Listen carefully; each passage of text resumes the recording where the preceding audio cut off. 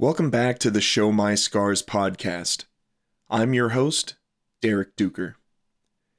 Today I'm bringing you a conversation I had with two Missouri State University communication professors and staff from the Center for Dispute Resolution here in Springfield, Missouri.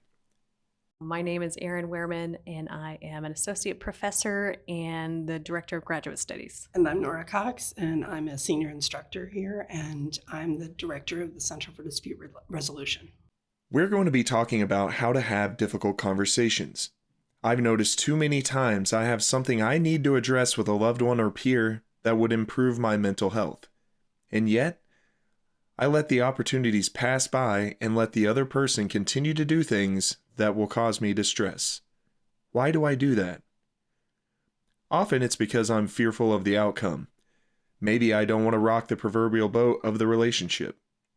Maybe I'm afraid it's a behavior that they can't change and I'm the problem because I let it alter my mood. Whatever the case, Erin and Nora are here to help us stop avoiding conversations we need to have and how to have them in a manner that sets the foundation for a successful outcome. Maybe we even need to reconsider what a successful outcome may be. First, when it comes to conflict resolution and having discussions like this, what are some ways that people can prepare to have a difficult conversation with like a loved one or just someone close to them that they feel like the relationship causes emotional distress? The word that you have in that question that is really important is prepare. And that sometimes that lack of preparation can increase rather than decrease the conflict or the perceived conflict that people think they're experiencing. So we always think it's a good idea for people to have a really clear idea of what they value in the relationship, what they really need to happen out of this conversation, and how they stand in the situation. Because sometimes people don't necessarily have that clarity, and they need to take a little bit of time to really examine, why is it that I feel like I need to have this conversation with someone? But we really think that's a great thing to do, and that we know all of the research consistently over the years has said that when we do engage with someone on a conflict situation, that we end up with a stronger relationship with that person on the other side. So it's very much worth doing, but that preparation is certainly the first step, and what that looks like to some extent will depend a little bit on the relationship as well as what the situation is. That was such a good answer. Mm-hmm. That's exactly how I feel when I teach about conflict. Preparation, so important. And, we so often enter conversations, including conflict conversations, without much thought. And that just naturally makes us gravitate towards easy behaviors like being defensive and being accusatory and not taking any blame. And so if we really have something important to talk about is super significant to the success of that interaction, to do some preparation in terms of self-reflection. When I teach conflict, I always tell people to evaluate not just, what they want to say, but also some of those background things that Nora was talking about, in a sense of what are the facts of the situation. So trying to divorce facts from feelings for just a minute and figure out what are the actual facts of what's happening, and also what do I want out of this situation. So think about what I want, what do I want for this relationship, and then how can I do this in a way that can actually do that. Then I can also, I've listed those facts, I can also think about my interpretation. So like Nora said, what do I actually need, and what actions can help me to get there. I'm the kind of person that really likes to prepare, probably over prepare for things, because I forget what I'm talking about as I start talking sometimes. And so I will practice like those I statements and practice this conversation of starting with the facts and then my interpretation and kind of where I want to go. And then also having a few preparations in terms of, if it doesn't go the way I want it to go, where am I? What's my limit of walking away? What's my limit of changing the topic? Or, having those ahead of time, so that way you feel successful, even if the conversation doesn't go you're prepared for all of those things. That actually leads well to one of the other questions that I have, because I think that preparation part, the reason it's so important is because the emotions that arise when it's a loved one or someone close to you, the idea there is to not damage, the other person to a point where the relationship is no longer possible to maintain. So in a sense, like to prepare, and like you said earlier, divorce the feelings for just a moment. What are some ways to kind of, you're never going to eliminate those emotions probably, but how can you quiet them down beforehand, and that way it doesn't, that way you're preparing correctly instead of, dialing up, big one-liners to irritate the other person, but to accomplish the goal. And here I'll cite some research that I find really powerful in the context of a conflict discussion. And that is that Brene Brown surveyed 5,000 people over several years.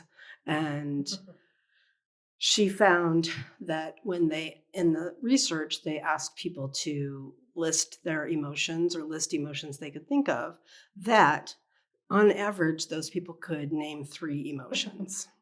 And we know that humans experience many more emotions than 3. And in the emotion literature, dozens to potentially hundreds have been identified. And so we've got people who, in that research, were basically talking about feeling mad, sad, or glad. And those aren't Brene Brown's words, but I like how they rhyme.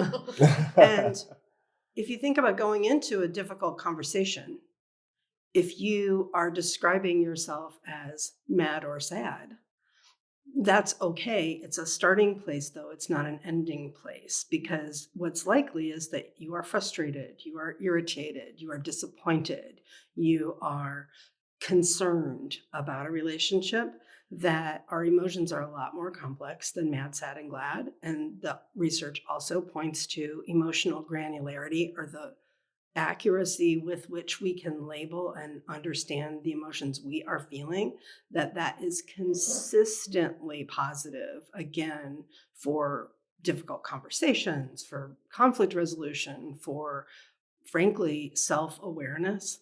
That all of the research says the better we are at understanding and labeling how we are feeling, the better each of these interactions can potentially go. We only have control over ourselves, though.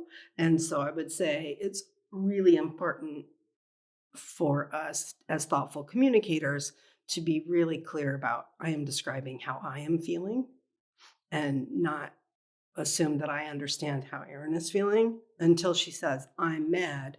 And then I can say, well, what I'm hearing you say is, I've let you down in this way, that I need to not make assumptions about what I think other people are feeling, but have a lot of clarity about my own emotions.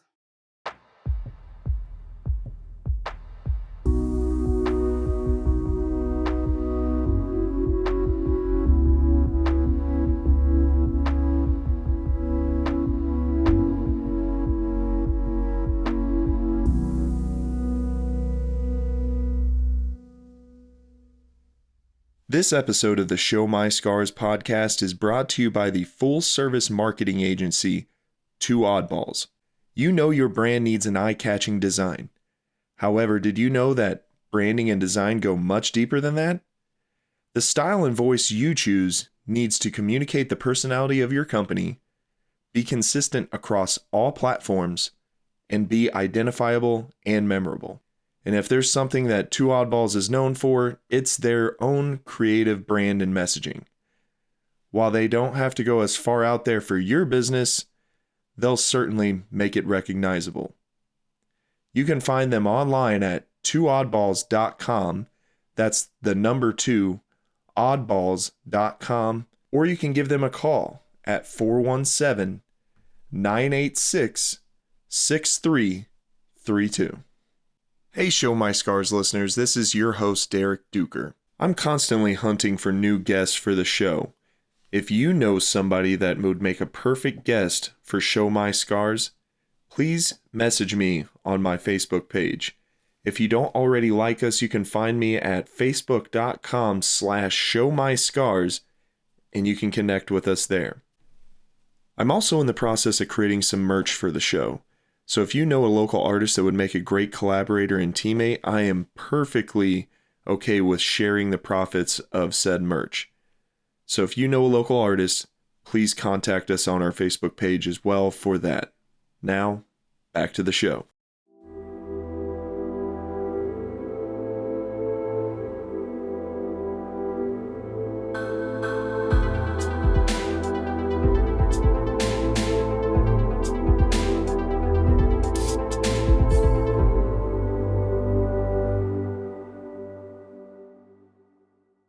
That's perfect, because that's exactly where I was going with this. I've recently discovered through Brene and others that I listen to all the time that getting down to the granular of what your emotions are really uncover what the true issue is at hand. How do you take what you discover and then introduce it to the other person? Because sometimes I feel like even myself, like with how long I've been trying to work on my own mental health, it's very difficult to take what you're feeling and present it to another person, especially if you're like me and you're suspicious that you're the problem. Which is something to agree. So, or the way that you're perceiving things may be the issue. So how do you present that without quote unquote attacking the person that you want to talk to?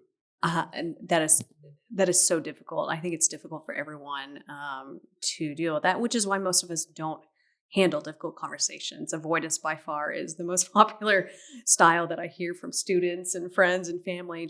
Let's just not talk about it.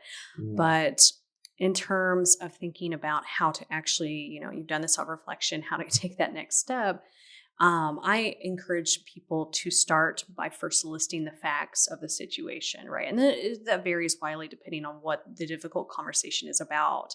But if it's somebody's behavior, you can list like facts, like, hey, I saw that, you've been doing this, or I've noticed that this has been pretty common, or last week this happened, and getting more of those really specific behaviors. And so you're listing the facts. That first gives them an opportunity to clarify the facts, because sometimes, we see things wrong or we get things wrong or something like that. And then after you state the facts, then give your interpretation of the facts. So to me, it seems like this is happening because of X, Y, or Z. This is where you can also talk about your emotions a little bit, but it is really important. It puts immediately people on the defensive when we start doing any kind of phrasing that's accusatory. So if you start with the facts, and then your feelings in terms of those I statements. So like, when this happens, I'm feeling really frustrated, or I don't feel good about myself. That helps put more of the blame on you.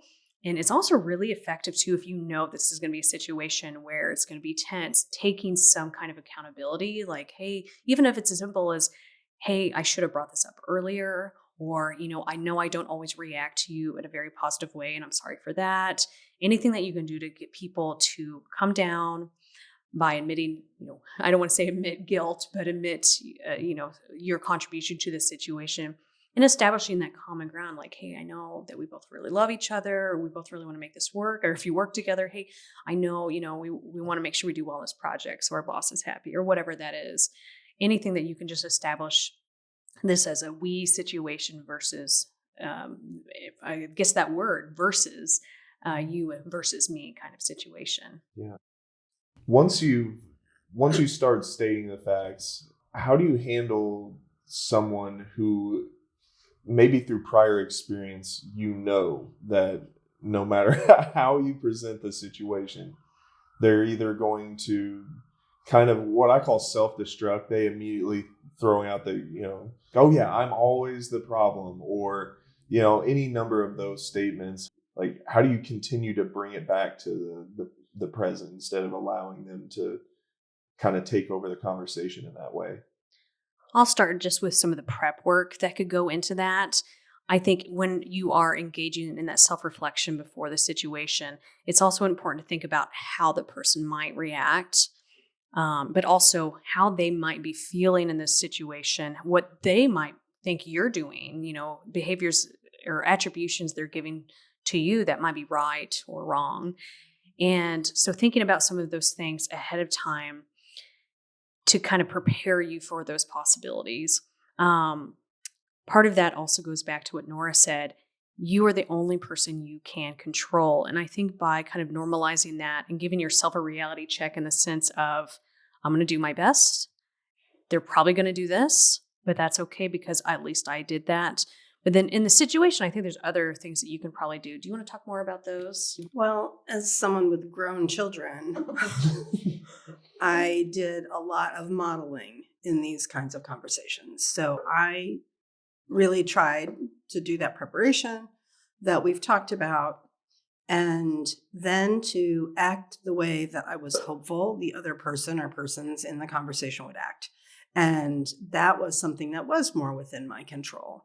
And obviously, children, as they move through developmental phases, will have a lot of intense reactions that, as long as I didn't mirror those, unless and until it was warranted, which was extremely rare, that I found that if I could just sort of keep my temperature a little lower, that they would respond to that, even if it wasn't immediate.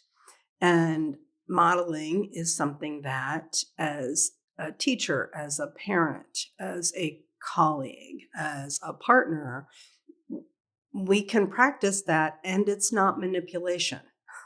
It's good practice for us when our emotions are more heightened and we might feel a little more flooded.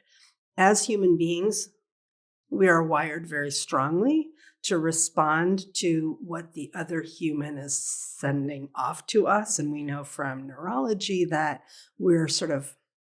our brains are affecting each other. And so we need to just have a lot of awareness of how we're feeling and have that preparation, and then be committed to modeling behaviors that we want to feel proud of on the other side of that conversation, because that's really what we can control. We never know that if we have a difficult conversation with someone, even if we think it goes terribly, let's say it's not any of your top 3 scenarios, that's not what happened. But the way thinking works and the way consolidation of memory works could mean that in the future, you'll have a different kind of interaction with that person. That person may come to you sometimes in a different format using a different channel. So face-to-face is a really powerful way for us to interact, but it is also a lot of sensory information. Yeah. And sometimes the other person might feel as if a written response is the format that works a little bit better for them to express themselves. And we all have different kinds of personalities. Like I said, I'm a parent, teacher, I can come on pretty strong, pretty vehement, and I can really sound as if I am right. And how much space is that leaving for someone else then, if I seem so certain of my point of view? And so it could be that someone else who encounters conflict in ways that are different from the way I do, then they maybe need a little bit of a different horizon to see what it was I was trying to convey, if that makes sense. Yeah, absolutely. I kind of jokingly said in the very beginning of that, you're pretty certain that it's going to go this way. Something I've said in prior episodes that I've taped is to not try to be a fortune teller so much. that is my own issue that I deal with a lot. Yeah, it gives you a feigned sense of control of the situation, and it just doesn't. So number one, I caution against doing that. But by modeling yourself, I think you could also kind of calm yourself down if you're preparing in that way. This is gonna go this way or whatever. Just maybe don't bank on it all the time, but at least try to set yourself up for success in that way. But that is something I completely forgot about for my days here at comms at Missouri State. So I'm glad you brought that back up. I don't use that near enough. But the other thing that I wanted to ask you about was, what are some techniques like throughout the conversation to not give off? Because one of my favorite classes here was body language, and I'm told I don't have a poker face. So even when my responses are sounding cold and calculated, my face is just teeming with anger sometimes. Again, it needs practice and preparation. And we all have different kinds of factory settings in terms of how expressive our faces are. I'm married to someone whose thinking face looks extremely angry. And Yeah. that is just sort of how the face is organized. It's nothing personal, but he's a fourth grade teacher. And so I've had to have conversations with him about when you're thinking, you look really mad. And I know about that. I can interpret that. But a 10-year-old does not have the schema, does not have the framework to look at your face and see anything beside anger, frustration, and maybe that's going to derail them a little bit. And so sometimes it's that awareness that you have, that self-awareness about your lack of a poker face, and I think that's really positive.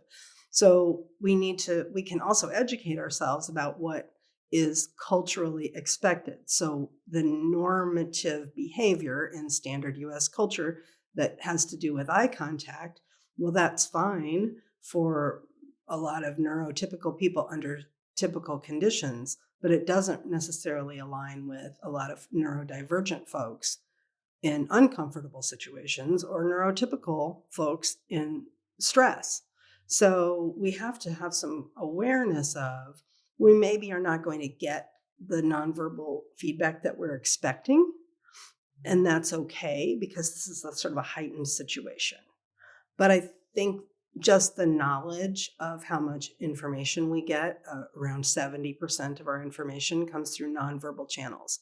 So the words that I say, I try to choose them really carefully, but how I say them can completely derail the meaning I'm intending to make with another person. So again, it goes back to that self-awareness as well as some basic understanding of how other people might organize their nonverbals.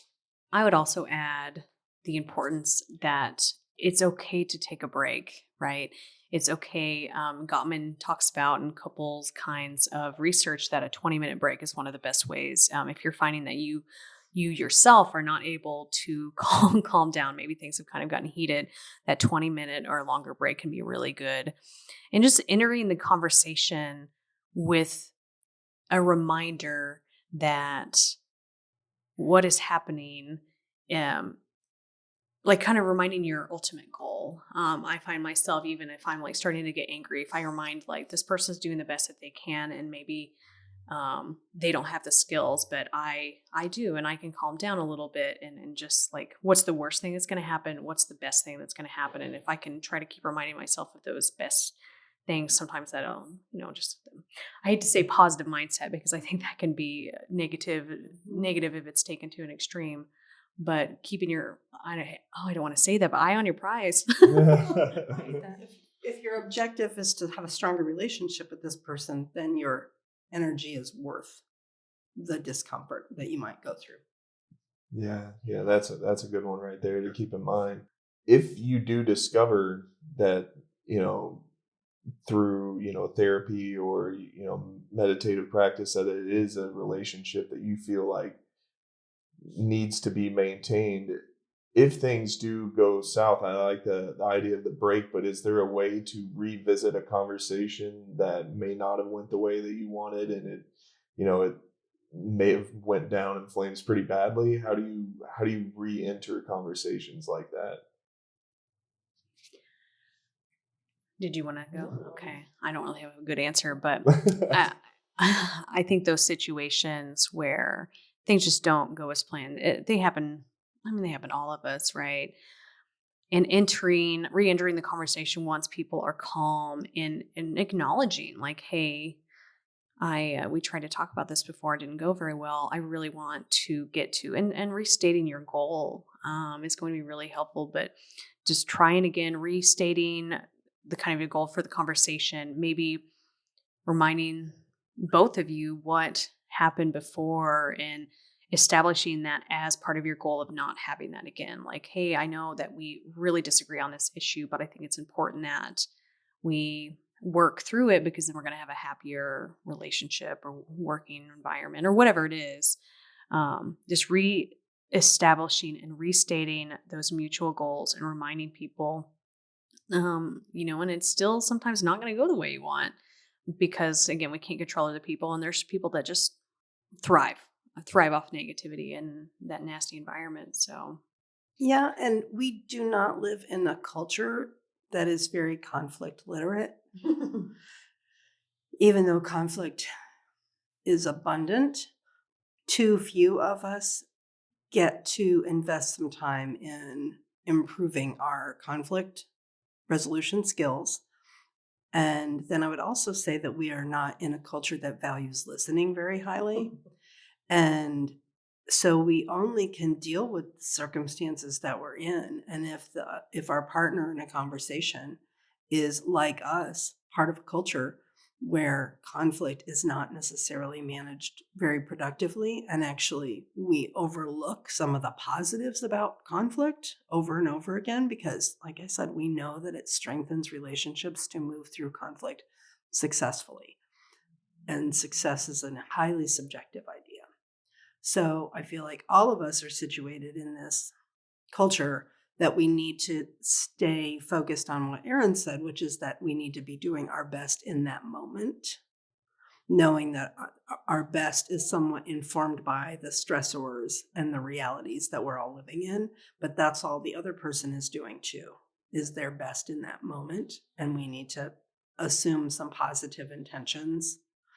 And that I agree that some toxicity comes around with, oh, just look at the bright side. Look, I'm not saying that, but I am saying that if we assume the other person means us well instead of ill, that's just a better starting place. Is there a beauty in finding out that things aren't going to go well? I think sometimes maybe the outcome seems scary, but in reality it's not. I don't think I'm the best person to answer this because Now we're not friends anymore. yeah, we're just not friends ever. I think it is very hard, especially for those of us who are, people pleasers or really kind of those relationship focused people. It's okay to grieve when a relationship does hit that point. And I think part of accepting that is recognizing that, you did everything that you could. But I guess there are situations where you want to work through it, and just knowing that it's not you and it's really them, I think that's really can be pleasing. Thinking less about family and friends and more about like work, where the relationships aren't quite as important, where you've tried to get this person to like you or try to get this person to work with you well, and you just realize, oh, it's a them thing. And I think that in itself can be really nice. Yeah. What to say about that? I think you covered it. What do you guys consider? Maybe it's a better way to ask a question I did earlier, but what do you guys consider like positive outcomes when it comes to difficult conversations? That's a hard one. It's very subjective, right? At first kind of reaction is, did you meet your goals? But it's not just enough to meet your goals, because you can meet your goals by being really mean to somebody and just bullying them into a way. But also, I think the maintenance of that relationship, depending on the type of relationship, if it's someone you're really close to, you want to not just feel like you're still have a strong relationship, but maybe you feel better. Or with a coworker that that you are just going to be colleagues and you just put up with each other, and just knowing that you still have that relationship where you can at least work together. I think the avoidance of the termination of a relationship is what I'm leaning towards, while also achieving, most of your goal or whatever your kind of baseline, what you're willing to accept, and anything kind of above that. Yeah, the research tells us that catharsis is something that's helpful to us, so that if we have felt really wronged in a situation and we just really need to have that difficult conversation with someone, that just us expressing ourselves and being in the same space with the other person, that there can be benefit to that, even if maybe you're not going to lunch tomorrow or next week and you're not going to be best friends with this person. if that's your goal, then you've got some other tactics that you could try. But if your goal is to have a working relationship with someone, if your goal is to not repeat some of the behaviors that are drawing energy from you, then that conversation itself can sometimes mitigate some of the discomfort you might have in that relationship and in your interactions. Is there anything that you guys want to plug for the department's doing, or anything you guys would like me to share? We do have a certificate at both the undergrad and the graduate levels on conflict and dispute resolution. So if anyone is interested in learning more about these things, the certificate can be a really great way to kind of sharpen your skills. There are opportunities sometimes for internships. We also work closely with the former director of the Center for Dispute Resolution and some of the trainings they do. So if you're a student, occasionally you can work through their training, and you can also do their trainings without being a student at the universities, of course, as well. We also have a graduate program that you could focus on conflict there too. Really, any communication degree is pretty fantastic about that. Yes, and we do presentations to community groups occasionally. And so sometimes an organization might want just a maybe 40-minute presentation on conflict. We have some assessments that we can share with people, and they can examine their own conflict styles. And sometimes that piece of information can really help them get some clarity about why they're engaging with conflicts in the way they are, or why they are avoiding conflicts, which again is a very common outcome that we see over and over again. And I've also had, I just did this a few weeks ago, and I had a student who said, I'm really low in competing. This was something that she just did not score high in. And she said, I feel that explains some of how I'm involved in conflicts because I'm in a very competitive culture. But I can see that my conflict style, that was the very lowest area where she was. And just that piece of information then equips her in a way to engage in conversations, in possible conflicts later on with knowledge about herself she wouldn't have had otherwise. So we've got lots of resources, and we're also happy to point people in a direction of resources that maybe we don't have, but we know someone else has them.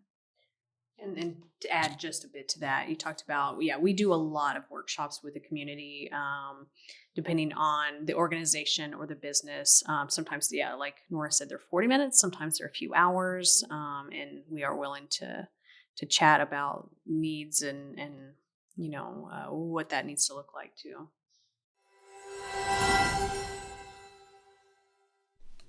That's it for today's show. I want to thank Erin Wehrman and Nora Cox from Missouri State University and the Center for Dispute Resolution. And I want to thank all of you out there listening to the show. Please share our show with your friends, family, or colleagues, anybody that you think that we may be able to help.